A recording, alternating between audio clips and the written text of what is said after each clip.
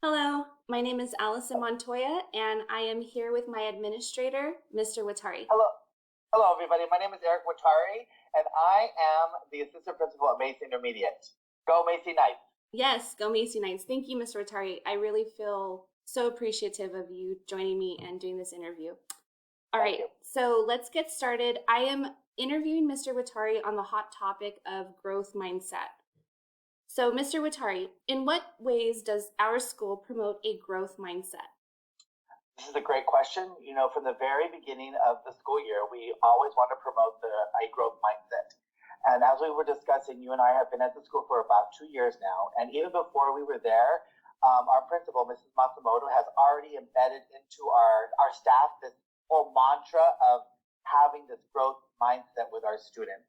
We want to make sure our teachers are explaining to them that there is a goal and they might not get it right away, but that is why we are here, and we want to improve and make sure that they are understanding it, and they will always get to that final goal. It's okay to struggle. We all struggle with everything, and we want to make sure that we let them know that struggling is part of life, and that sometimes it just happens, but we will get to that final solution. Awesome, thank you. How do we get parents on board? We are very fortunate in our community to have a really good set of parents, and they're just tireless, and they're very committed to making sure that their students they have their best interests in mind. And we want to try to get them away from that fixed mindset where they say that my students can't do that, or I only want this amount, or they can only go so far. And we want to just make sure that we open up their minds. We want to make sure we set some goals for them and let them know that we're not just doing it for our students, but for themselves as well. We want to make sure that the lines of communication are always open. I think that's the most important thing. And we're constantly just keeping them updated with what's going on at school and functions in the classroom. Awesome. And I agree with you. We definitely have a great community of parents. Yes, for sure. All right. Does developing a growth mindset increase academic performance and decrease behavioral problems? Absolutely. This year, because of this whole virtual pandemic, we've been able to create our intervention classes, and that in itself has really brought down the anxiety level of some of those kids who are really struggling. We want to make sure that those inconsistencies that those kids were having through virtual learning are really brought to the forefront, and we meet their needs. And so these intervention classes are really helping those students out. We want to make sure we tell them it's okay to go slow, and that it might take some time for you to understand certain topics or the Common Core standards. But that's why we're here. That's why you're in these certain classes.